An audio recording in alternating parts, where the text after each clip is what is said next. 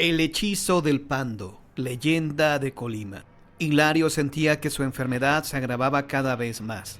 Desde hacía ya mucho tiempo que la padecía, y habían sido vanos todos los esfuerzos hechos por curarse. Bien es verdad que, como sucede siempre con los enfermos que sufren por largo tiempo, no había sido constante en curación, nunca había sido atendido por un médico siquiera por el espacio de un mes. Él se decía para sus adentros: ¿para qué curarme un médico? Los médicos no curan el hechizo. No pueden curarlo ni creen en él. Y sin embargo, por algo dicen que cuando el tecolote canta, el indio muere. Yo no tengo remedio. Hilario estaba hechizado por una mala mujer a quien desgraciadamente había querido con todo el corazón, pero al fin se habían separado por no haberse podido comprender uno a otro. Ella tenía mal carácter y ahora se vengaba del pobre hombre causándole un mal incurable. Todo el barrio de Manrique lo sabía, e incluso había personas que aseguraban que Teófila, la amada perversa, tenía en su lugar secreto de su casa un muñeco que era el vivo retrato de Hilario, con una espina clavada en la espalda.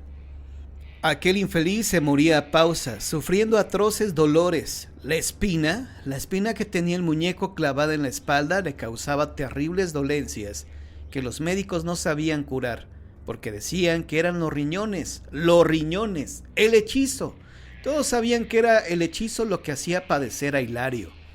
Margarita, su hermana, le hacía cuanto remedio le aconsejaban los vecinos del barrio, y sobre todo los boticarios, que en Colima presentaba a los médicos una gran ayuda en el ejercicio de la profesión, pues ellos curaban la bilis, el mal del amor, las reumas, las enfermedades de la sangre, sin cobrar un solo centavo. Un día, ya al atardecer y con la esperanza perdida, la atribulada Margarita pensó hablarle a un médico que fuera a hacerle una visita a su hermano, no para que lo curara, sino para que lo viera y, en trance fatal de la muerte que ya esperaba, le diera el certificado de defunción, sin el cual no podían enterrar el cadáver. El médico llegó ya casi entrada la noche. La pieza estaba apenas alumbrada por una vela de grasa de buey que difundía una tenue luz amarillenta y vacilante, dando a la estancia un aspecto fantástico y lúgubre. Desde la mesa en que estaba colocada hasta otra mesa corriente llena de botellas y trastos de cocina, el enfermo, con una respiración fatigada y angustiosa, yacía en un catre de madera. En el semblante expresaba la cercanía del último suspiro. El médico lo examinó, escuchó silencioso y atento algunas palabras entrecortadas por la angustia de la respiración. Sacó del bolsillo algunas hojitas de papel y recetó. Antes de retirarse, el médico dio al enfermo lo único que podía darle: la esperanza. Le prometo que se aliviará, aunque me hayan buscado demasiado tarde.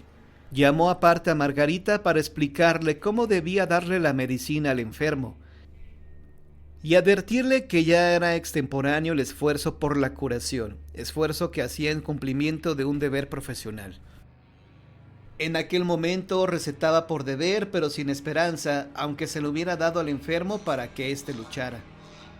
El médico no se equivocaba, aún venía de la botica con la medicina cuando el enfermo expiró.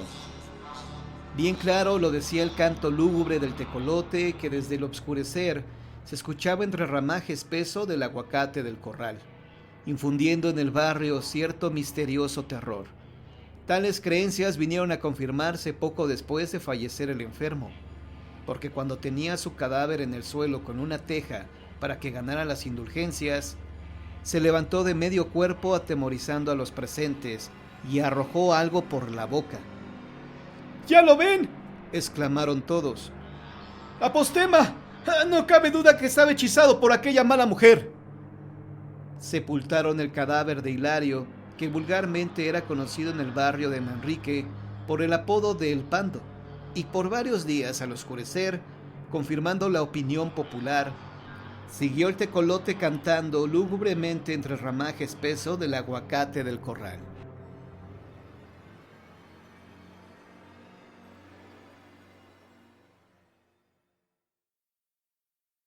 Las aguas de ríos corren por ranchos y poblados, llevando consigo historias que, por la misma trayectoria, tienden a perderse en la geografía sin saber con precisión dónde fue que nacieron. Este es el caso de los sucesos ocurridos en el municipio de Guerrero, que a juicio de muchos, en realidad, ocurrió en el rancho Las Gemelas, ahí en el poblado de Anáhuac, Nuevo León. Habían corrido tiempos de bonanza. Un joven matrimonio tuvo a 2 hermosos niños que crecieron tan rápido como se pasó la buenaventura de su hogar, ya que su padre, cuando ellos tenían 6 y 4 años, los abandonó para irse en brazos de un nuevo amor. La madre, como era de esperarse, comenzó a desquitar su frustración en aquellos pequeños inocentes que un día fallecieron a punta de golpes. Aquella mujer siguió su vida solitaria y atormentada, hasta que un día no se le vio más, aunque en el cielo no tuvo las puertas abiertas, siendo condenada a vagar por las ahora áridas tierras buscando a sus hijos para que la perdonaran, pues es esta la única forma en que se dice alcanzará el descanso eterno. La propiedad cambió de dueño muchas veces, pero en ninguna se pudo ver que las cosechas se dieran con la abundancia de antes. A pesar de todo, como era un lugar muy bello, continuó atrayendo visitantes de muchos lugares, quienes aseguraban escuchar por las noches las risas de unos niños, y tras ellos el gemido de una mujer sufriendo. La historia era bien conocida por todos, sin embargo, los años la fueron enterrando, y un buen día la casa y todos los corrales fueron derrumbados. 2 años después, un nuevo dueño levantó una casa verdaderamente hermosa, a donde llevó a vivir a su familia. Era una pareja que tenía una niña que veía el mundo con demasiada curiosidad e inocencia. La pequeña gustaba de caminar por los linderos del rancho, que era rodeado por un amplio camino. Ahí conoció de vista a 2 niños que jugueteaban con las hojas de los árboles, pero por más que buscó hablarles, estos no le hicieron caso. Desconcertada con lo sucedido, volvió a casa algo desganada. Se dice que a partir de aquel día comenzó a mostrarse desmejorada, asegurando que por las noches se le aparecía una mujer que preguntaba por sus hijos, y ella, sin comprender, no respondía que los había visto en el camino. Al siguiente día sus padres la llevaron a pescar al río, lugar donde nuevamente se topó con la mujer de mirada triste, quien nuevamente le preguntó: ¿Has visto a mis hijos? La niña le sonrió comprendiendo que se trataba de los niños del camino. Los vi en el camino persiguiendo las hojas. No sabes cuánto te lo agradezco, aseguró la mujer mientras se desvanecía. La jovencita no tenía idea de lo que estaba pasando, así que decidió contárselo a sus padres, quienes de inmediato decidieron marcharse del lugar. Algunos meses después el rancho fue vendido, pero nadie quiso volver a ocuparlo. Mas esto no había sido excusa para que la mujer no saliera a los caminos preguntando si alguien había visto a sus hijos.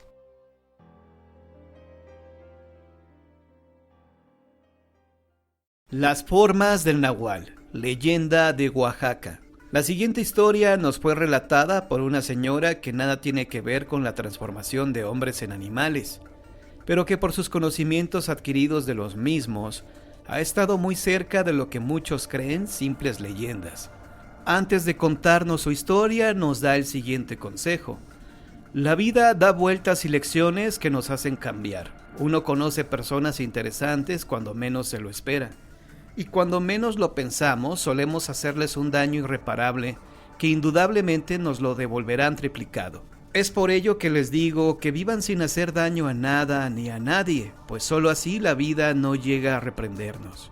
La señora nació en un viejo pueblo de Oaxaca, cerca de la sierra. Ahí conoció y aprendió lo que se conoce como brujería. En una ranchería bastante lejos de la zona conurbada, conoció a una verdadera bruja, mejor conocida en nuestro país como Nahual. Debe confesar que cuando la vio por primera vez no sintió miedo, sino curiosidad, pues tenía un aura de misterio que a pesar de su edad la hacía verse muy bella. Una noche, mientras tomaba el fresco, pudo ver a la señora salir de su cabaña con un ligero velo y descalza. Pensando que se dirigía al río, la fue siguiendo. Al detenerse, se quedó atónita ante lo que vio. La mujer se fue recostando en el suelo, cambiando su aspecto. Fue así como llegó a convertirse en una serpiente. Ella regresó corriendo a su casa, aún sin creer lo que había visto, y se durmió. Al día siguiente encontró a la señora en la ranchería de sus padres y le preguntó: ¿por qué me has seguido? Sin saber qué contestar, le dijo: pensé que iría al río. No es verdad, dijo la señora. Lo has hecho porque te gustaría aprender lo que soy. Fue cuando se puso a aprender gran parte de lo que sabe hasta estos momentos: las oraciones a los santos, los materiales necesarios, las limpias, las invocaciones, en fin, todo lo básico de lo que conocemos como brujería. Pero al preguntarle si durante ese tiempo no había visto más cosas extrañas que hiciera la señora, no respondió.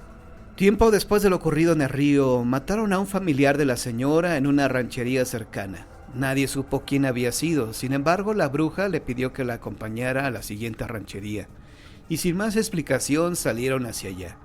Al llegar se dirigieron a una cantina, donde la mujer le pidió que esperara en la puerta mientras ella entraba, y se dirigía a una mesa donde estaban dos hombres con pistola en cinta, y les comenzó a decir que iba a avisarles que morirían por lo que le habían hecho a su familiar.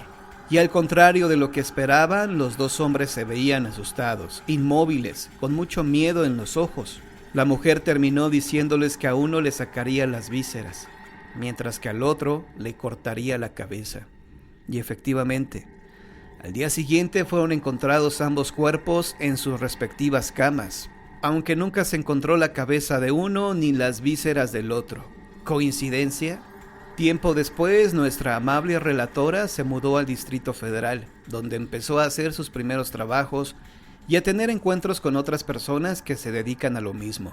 Su principal labor es sacar males de casas y personas, según nos cuenta, por lo que ha sido testigo de miles de sucesos extraños que la gente tal vez no podrían creer.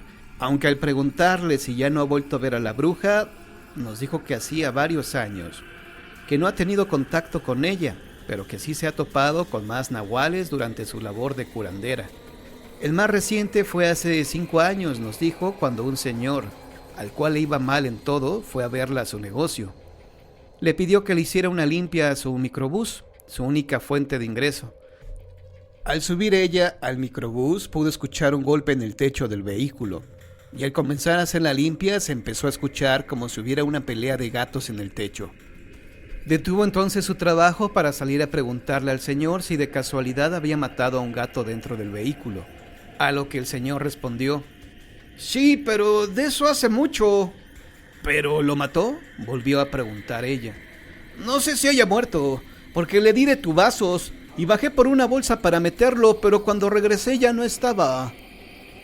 Ella le explicó que tuvo la mala suerte de quitarle la vida a un nahual en su microbús, por lo que toda su mala suerte se debía al castigo que este ser le estaba deseando, solo que en estos casos se triplica. A esta bruja se le preguntó si pudo ayudarlo, a lo que ella contestó que no, porque una de su especie le había enseñado todo lo que sabía, y no deseaba que ese mal se fuera con ella por toda la vida.